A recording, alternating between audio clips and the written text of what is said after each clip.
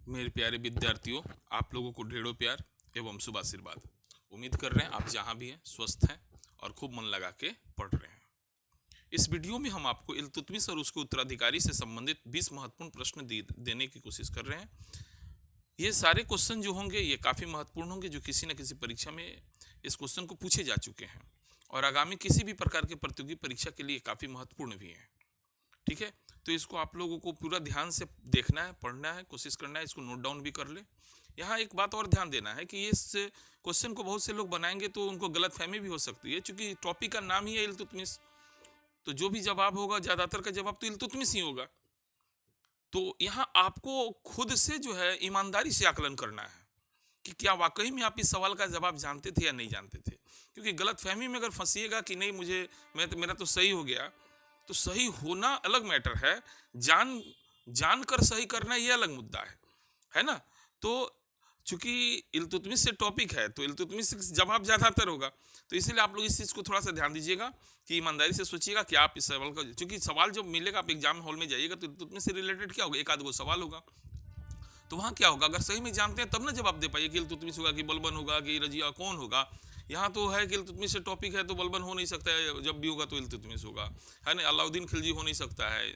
तो ये चीज़ हम आपको इसलिए बता दिए हैं क्योंकि बहुत से लोग को सही होने के बाद में लगता है कि मेरा तो इतना सही हो गया, लेकिन परीक्षा हमें गलत हो जाता है। तो गलती होने का मेन यही कारण है, मेरे साथ भी ऐसा हुआ था, इसलिए हम बताए थे। चलिए शुरू करते हैं। आज शुरू करने से पहले फिर 17 क्वेश्चन, इतना इजी सवाल है फिर भी हम देते हैं 17 क्वेश्चन प्लस। जो लोग बनाते हैं काफ़ी अच्छी स्थिति में है, मतलब मेरे तरफ से वेरी गुड। और जिनका 15 सही है, 15 प्लस सही है ना, उन लोगों को गुड। बाकी 15 से नीचे वाले लोग को थोड़ा सा अपनी तैयारी की रणनीति के बारे में एक बार फिर से विचार करके जुट जाना चाहिए। हिम्मत हारने से कोई फायदा नहीं है। चलिए शुरू करते हैं। पहला क्वेश्चन है, निम्नलिखित में से दिल्ली का पहला प्रभुता संपन्न सुल्तान कौन था। दिल्ली का पहला प्रभुता संपन्न, यहां शब्द चूंकि दे दिया है तो इसका जवाब क्या होगा, इल्तुतमिश होगा। ध्यान दीजिएगा, पहला प्रभुता संपन्न है ना। ऐसे कुतुबुद्दीन ऐबक ने गुलाम वंश का स्थापना किया था, संस्थापक शासक वही था, लेकिन वो संप्रभुता संपन्न नहीं था, है ना। और उसने सुल्तान की उपाधि धारण नहीं की थी, लेकिन सुल्तान की उपाधि धारण कर लिया था किसने, तो इल्तुतमिश ने। इसलिए इसका सही जवाब क्या होगा, इल्तुतमिश होगा। चलिए दूसरा क्वेश्चन देखते हैं।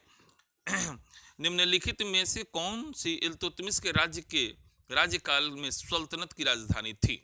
Option A Agra, B Lahore, C Delhi और डी बदायूं। तो इसका सही आंसर क्या होगा, दिल्ली, है ना। बिल्कुल जानते हैं आप लोग, इल्तुतमिश के राज्यकाल में दिल्ली सल्तनत की राजधानी कहाँ बन गई, दिल्ली। क्यों, क्योंकि उससे पहले कुतुबुद्दीन ऐबक के समय में राजधानी कहाँ थी, लाहौर थी। कुतुबुद्दीन ऐबक के समय में राजधानी कहाँ थी, लाहौर थी, याद है ना। हाँ, और उसके बाद इल्तुतमिश ने इसको राजधानी को कहाँ लेके आया, दिल्ली। तो इसका सही जवाब क्या होगा, दिल्ली होगा। चलिए आगे तीसरा नंबर क्वेश्चन देखते हैं हम लोग। दिल्ली का प्रथम सुल्तान कौन था जिसने नियमित सिक्के जारी किए। ए कुतुबुद्दीन ऐबक, बी बलबन, सी अलाउद्दीन खिलजी और डी इल्तुतमिश। बिल्कुल सही जवाब आपका इल्तुतमिश होगा। इल्तुतमिश ने सुल्तान की उपाधि धारण की, उसने जो है सिक्के जारी किए। इस तरह का वो सुल्तान जो काम कर सकता है उसने सारे काम किए, है ना। इसीलिए उसको प्रथम प्रभुता संपन्न सुल्तान भी कहा जाता है। ठीक है, चलिए 4 नंबर क्वेश्चन देखते हैं। चंगेज खान जलालुद्दीन का पीछा करते हुए किसके शासनकाल में भारत की सीमाओं पर आक्रमण किया था। फिर से एक बार, चंगेज खान जलालुद्दीन का पीछा करते हुए किसके शासनकाल में भारत की सीमाओं पर आक्रमण किया था। ए कुतुबुद्दीन ऐबक, बी बलबन, सी अलाउद्दीन खिलजी और डी इल्तुतमिश। बिल्कुल इसका सही जवाब क्या होगा, इल्तुतमिश जवाब होगा।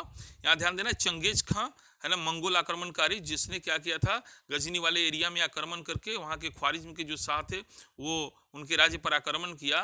तो ख्वारिज्म शाह का बेटा था जलालुद्दीन मांगबरनी, है ना, कहानी बताए थे ना। तो ख्वारिज्म का शाह भाग गया कैस्पियन सागर की ओर और जलालुद्दीन मांगबरनी भागा भारत की ओर, और उसने सिंधु नदी तट पर रुक करके जो है इल्तुतमिश से मदद मांगी, लेकिन इल्तुतमिश ने मदद नहीं किया था, है ना। तो इसलिए इसका सही जवाब क्या होगा, तो इल्तुतमिश। तो चंगेज खां जलालुद्दीन का पीछा करते हुए किसके शासनकाल में, तो चंगेज खां इल्तुतमिश के शासनकाल में। काफी महत्वपूर्ण सवाल है, कई बार पूछे गए। चलिए नेक्स्ट 5 नंबर क्वेश्चन देखते हैं। निम्न में से किसको शक्तिशाली नोवेलों के एक समूह चिहलगामी के गठन का श्रेय दिया जाता है। ऑप्शन है ए कुतुबुद्दीन ऐबक, बी बलबन, सी अलाउद्दीन खिलजी और डी इल्तुतमिश। बिल्कुल इसका सही जवाब होगा डी इल्तुतमिश। या फिर से एक बार ध्यान दीजिए, बहुत से लोग जो नहीं समझ पाए क्वेश्चन को। शक्तिशाली नोवेलों के एक समूह चिहालगामी, इसी को तुर्काने चिहालगामी, या 40 ग्रुप, जो 40 लोगों का एक ग्रुप था ना, नोवेल लोग, नोवेल का मतलब होता है काफी बुद्धिजीवी वर्ग के लोग, है ना। तो उसका श्रेय तुर्काने चिहालगामी का श्रेय किसने किया था? इल्तुतमिश ने किया था ना, बिल्कुल। छठा क्वेश्चन देखते हैं हम लोग। गुलामों का गुलाम किसे कहा जाता है? ए कुतुबुद्दीन ऐबक, बी बलबन, सी अलाउद्दीन खिलजी, डी इल्तुतमिश। बिल्कुल सही जवाब इसका क्या होगा? इल्तुतमिश। गुलामों का गुलाम क्यों कहा जाता है? क्योंकि इसका जो मालिक था कुतुबुद्दीन ऐबक था, और कुतुबुद्दीन ऐबक का मालिक गोरी था। तो इस तरह से ये क्या हो गया? गुलामों का गुलाम हो गया ना, इसीलिए इसको कहा जाता है। चलिए 7 number question. Genghis Khan Jalaluddin का पीछा करते हुए किस भारतीय नदी तट पर पहुंच गया था? ए सिंधु, बी ब्रह्मपुत्र, सी चेनाब, डी गंगा। क्या होगा सही जवाब? बिल्कुल सी ए होगा, सिंधु नदी। ठीक है, चलिए अभी कहानी बता ना चंगेज खां वाला, उसीलिए यहां से देख लीजिएगा। चलिए 8 नंबर क्वेश्चन देखते हैं। चंगेज खां का मूल नाम क्या था?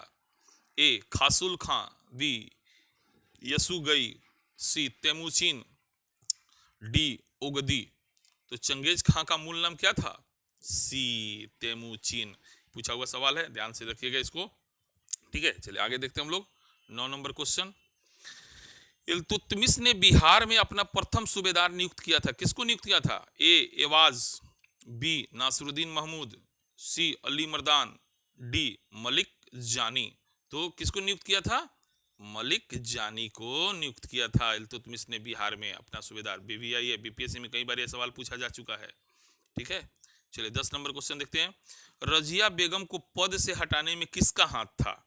रजिया बेगम को पद से हटाने में किसका हाथ था? ए अफगानों का, बी मंगोलों का, सी तुर्कों का, डी अरबों का। तो किसका हाथ था? बिल्कुल सी होगा, तुर्क लोगों का हाथ था, अफगान और मंगोल ये लोग का थोड़ी हाथ था। ठीक है ना, तो इसका सही जवाब क्या होगा? सी होगा। 11 नंबर क्वेश्चन। इल्तुतमिश को बगदाद के खलीफा से खिल्लत का प्रमाण पत्र कब प्राप्त हुआ? ए है 1206, बी है 1211, सी है 1221 और डी है 1229। तो इसका सही जवाब क्या होगा? डी होगा। 1229 ईस्वी में बगदाद के खलीफा ने जो है इल्तुतमिश के पद की मान्यता दे दी है ना, उस खिल्लत का प्रमाण पत्र उसी को कहते हैं। चलिए 11 के बाद 12 नंबर क्वेश्चन देखते हैं। इल्तुतमिश ने अपने शासनकाल में 2 महत्वपूर्ण सिक्के, चांदी का डैश और तांबे का जीतल शुरू कर दिया। ए, वहां फिल इन द ब्लैंक्स है ना, उसमें भरना है। ए दिनार, बी पगार, सी टंका और डी स्वरिया। बिल्कुल सही जवाब होगा आपका टंका। चांदी का टंका और तांबे का जित्तल किसने शुरू किया था? इल्तुतमिश ने शुरू किया था। चलिए 13 नंबर क्वेश्चन देखते हैं हम लोग। रजिया सुल्तान का तथा कथित प्रेमी कौन था? ए अल्तुनिया, बी एतगिन, सी मलिक याकूत, डी कबीर खां। तो इसका सही जवाब क्या होगा? मलिक याकूत एक हबसी था जिसको रजिया ने अमीर आखुर के पद पर अमीर आखुर का पद दिया था, और कुछ इतिहासकार आरोप लगाते हैं कि रजिया का इसके साथ प्रेम प्रसंग रहा था। ठीक है ना, चलिए तो यहाँ तो इस तरह का सवाल भी पूछा हुआ क्वेश्चन है, तथा कथित प्रेमी कौन था? तो आपका जवाब क्या होगा? मलिक याकूत। आगे देखते हैं 14 नंबर क्वेश्चन। इल्तुतमिश का उत्तराधिकारी कौन बना? इल्तुतमिश का उत्तराधिकारी कौन बना? ए रजिया सुल्तान, बी बहराम शाह, सी रुकनुद्दीन फिरोज शाह और डी बलबन। क्या सही जवाब होगा? रजिया सुल्तान। बिल्कुल गलत जवाब। सही जवाब होगा 14 का सी, रुकनुद्दीन फिरोज शाह।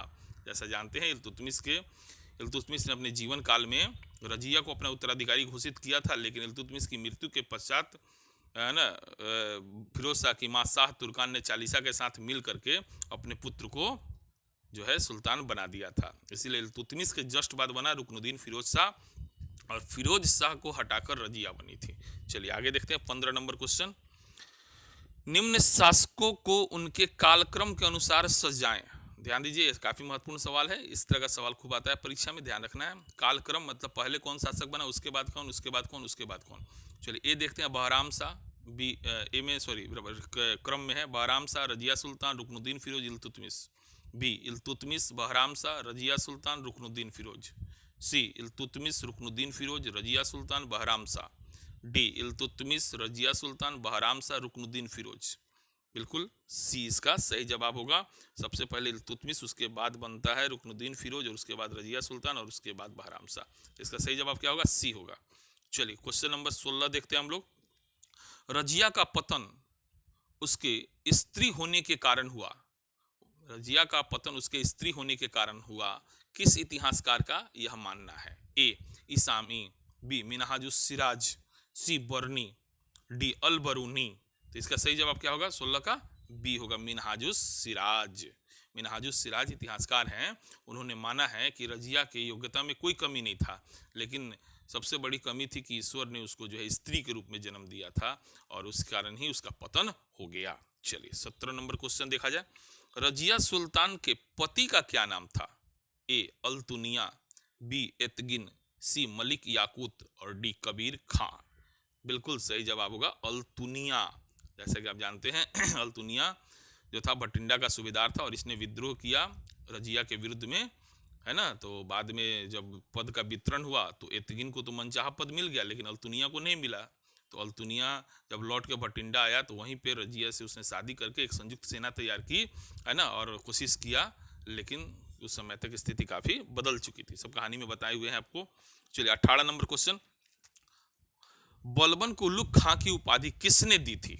बलबन को उलुग खां की उपाधि किसने दी थी? ए रजिया सुल्तान, बी बहराम शाह, सी रुकनुद्दीन फिरोज शाह, और डी नासिरुद्दीन महमूद। तो इसका सही जवाब क्या होगा? नासिरुद्दीन महमूद। अरे बलबन ने अपनी पुत्री का शादी किससे किया था? नासिरुद्दीन महमूद से ना। उसी अवसर पर बलबन को उल्लू खां की उपाधि दिया था नासिरुद्दीन महमूद, और नाइब का पद भी दिया था, है ना। चलिए 18 नंबर हो गया। अब हम लोग आते हैं 19 नंबर क्वेश्चन। बलबन अपनी दास्ता की शुरुआत किस सुल्तान के काल में शुरू किया? बलबन अपनी दास्ता की शुरुआत किस सुल्तान के काल में शुरू किया? ए इल्तुतमिश, बी बहराम शाह, सी रजिया सुल्तान, डी रुकनुद्दीन फिरोज। बताइए। बिल्कुल इसका सही जवाब होगा ए इल्तुतमिश के समय में। ध्यान दीजिए, बलबन जो था ना, एक्चुअली उसके बचपन में, बलबन का अगर जीवनी बताएं तो बचपन में ही उसको मंगोलों ने पकड़ लिया था, और पकड़ के उसको ले जाके गजनी में ख्वाजा जमालुद्दीन के हाथ में बेच दिया था, समझे। अब बिकते बिकते ऐसे ही वो 1232 ईस्वी में दिल्ली आया था, और वहीं पर जो है 1233 ईस्वी में ग्वालियर विजय के पश्चात जो है इल्तुतमिश ने इसको खरीद लिया था, और खरीद के शुरू में अपना इसको गुलाम बनाया, छोटा मोटा पद दिया, है ना, और धीरे धीरे जो है जैसे कि आप जानते हैं रजिया काल में अमीर शिकार के पद पे चला गया था, और ऐसे धीरे धीरे तरक्की करता गया। तो यहाँ सवाल है, बलबन अपनी दास्ता की शुरुआत किस सुल्तान के काल में शुरू किया था? तो एकदम शुरू किया था इल्तुतमिश के समय में। चलिए लास्ट क्वेश्चन 20 नंबर देखते हैं। मध्यकालीन भारत की प्रथम महिला शासिका कौन थी? ए शाह तुर्कान, बी रबिया बीबी, सी रजिया सुल्तान, और डी इनमें से कोई नहीं। तो इसका सही जवाब क्या होगा? रजिया सुल्तान। ये सवाल आसान है लेकिन खूब पूछता है परीक्षा में, इसलिए हमने इसको भी यहाँ पे रख दिया है ताकि महत्वपूर्ण सवाल छूटे ना। ठीक है, चलिए तो इस तरीका से आप लोग देख लिए 20 क्वेश्चन ये जो दिए हैं काफ़ी महत्वपूर्ण है, आपको भी समझ में आ रहा होगा। शुरू में 4-5 क्वेश्चन तो लगा होगा आसान है, लेकिन धीरे धीरे लगा होगा थोड़ा सा कन्फ्यूजन पैदा जरूर किया गया। चलिए ईमानदारी से कमेंट करके बताइए कि आप लोग का कितना सही हो रहा है कि नहीं, और अच्छा लगा हो तो लाइक कीजिए, कुछ कमेंट कीजिए, है ना, प्रोत्साहित कीजिए, प्रेरित कीजिएगा, तो हम आप लोग के लिए जो है ना ऐसा ही वीडियो बना बना के देते रहेंगे। चलिए वीडियो देखें, बहुत बहुत धन्यवाद आप लोग।